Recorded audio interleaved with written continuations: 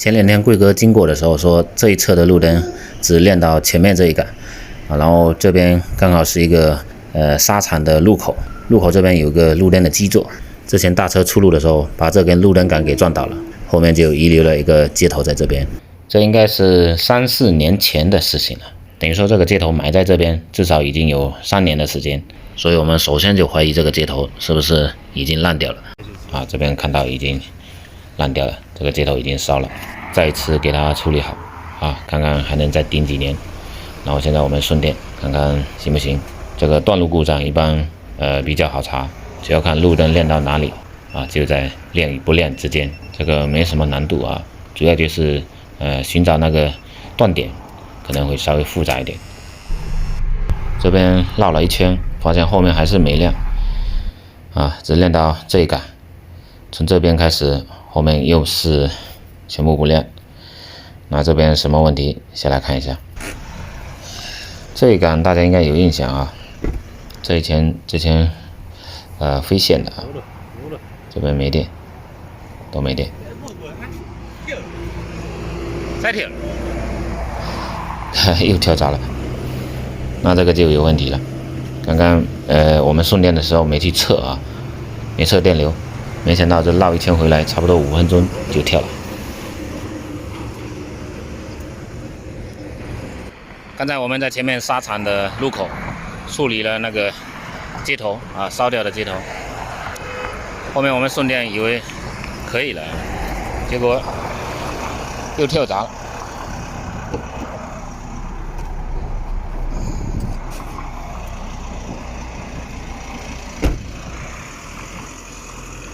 现在让贵哥去送电，我要卡一下这边。这条飞线过去看看有没有问题，因为刚才就亮到这一杆啊，后面全部还是没亮。等一下卡这2条啊，通往末端剩下这2线了，其他的都切掉，因为这个路口已经坏掉了。之前剩下一根火线过去啊，后面又架空了1零1火。刚刚掐了这2线啊，结果红色的这一条还是不行，118安。然后这边还有一个奇怪的现象啊，大家看一下，我这边零线居然还有5安的电流啊！我在3根火线都没有顺电出来的情况下，这个零线有5安的电流。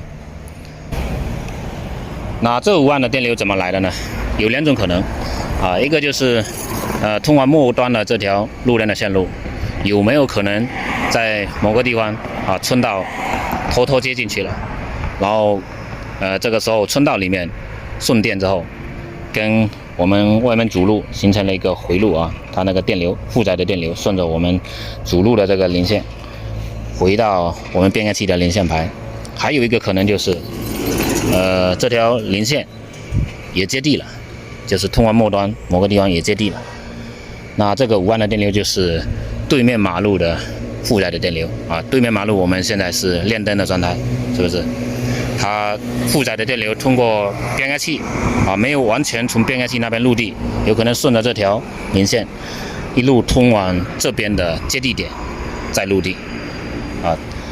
所以我觉得这有可能就是第2种啊，应该就是我们这条零线有接地了，包括刚刚我们卡的这条火线也是接地的，对不对？现在贵哥在配电箱，我这边后面还有差不多300米，就直接走过去算了，先差不多走个100米卡一下。今天就不串电轮了啊，我直接卡短路电流，这边盲卡一下吧。现在让贵哥那边送一下，还有118安。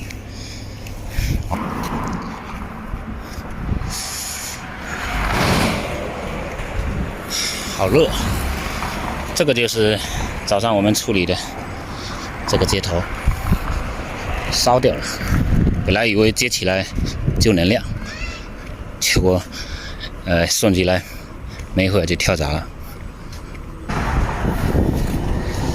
这边是路口过来的第1杆，这一杆应该得卡一下。黄的、绿的，这条红的。这个路口电没过来，完蛋了，电没过来，搞不好这个路口电缆都烧掉了，退回来，退回路口。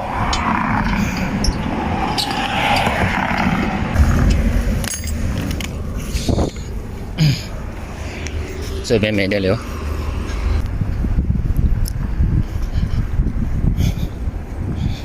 这边已经处理好了，会不会这边也坏掉了？那我们后面那一杆卡一下就知道了。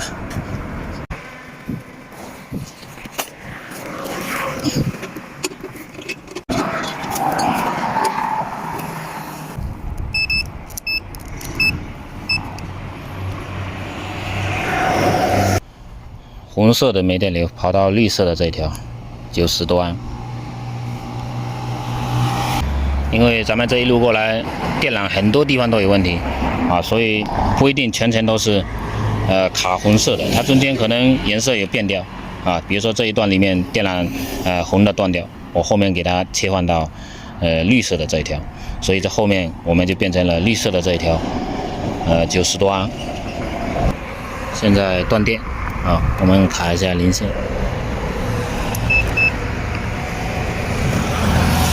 还有3.8安，在3根火线没电的情况下，零线有电流啊。然后刚才在那边卡是没有电流的，所以这个路口还得挖出来。现在都不用送电了，我们只要把它挖出来，卡零线就知道了。红的肯定没有。哦，这里那里蓝的这里那里没有啊，我的溜的，没电流，没电流，这边就可以，喺这边这个都是。我看那个都是一多水的。这个路口有问题。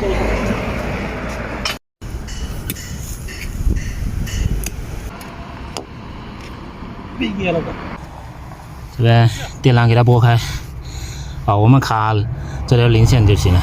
咱们零线是有3.多安的电流，你看这边还有3.7，所以这个路口。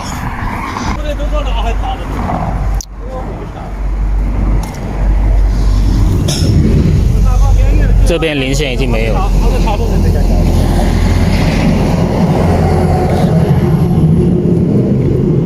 都没。